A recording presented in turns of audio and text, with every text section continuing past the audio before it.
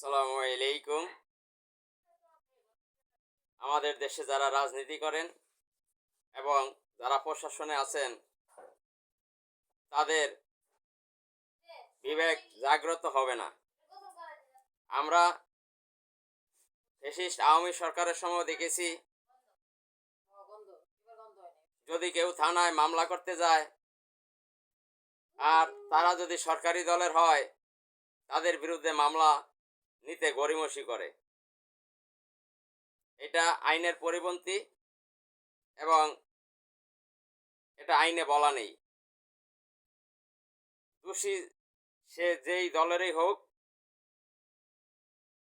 সে যদি অপরাধ করে তার বিরুদ্ধে থানায় ডায়েরি হবে, এটাই নিয়ম। নাসিরউদ্দিন পাটোয়ারির উপরে হামলা করা হয়েছে। নাসিরউদ্দিন পাটোয়ারি থানায় গিয়েছেন অভিযোগ করতে, তার অভিযোগ গ্রহণ করা হয় না।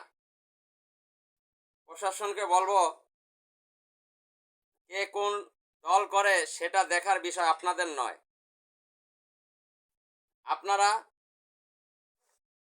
সে যে লোকই হোক, রাজনৈতিক দলের হোক, সামাজিক সংগঠনের হোক আর অরাজনৈতিক সংগঠনের হোক, সে যত নিম্ন স্তরের লোকই হোক, তার অভিযোগ আপনাদের গ্রহণ করতে হবে। আপনারা আইনের মধ্যে থেকেই কাজ করতে হবে। আইনের বাহিরে গিয়ে আপনারা কাজ করবেন না। আইনের বাহিরে গিয়ে যদি কাজ করেন, এই জুলাই আন্দোলনের সময় দেখেছেন আপনারা কিন্তু থানা ছেড়ে পালিয়েছিলেন। এরকম কিন্তু থানা ছেড়ে আবারও পালানো লাগতে পারে। এজন্য বলবো, আপনারা নিরপেক্ষ হয়ে কাজ করেন। আপনারা কিন্তু সরকারের গোলাম নন, আপনারা রাষ্ট্রের গোলাম, জনগণের গোলাম।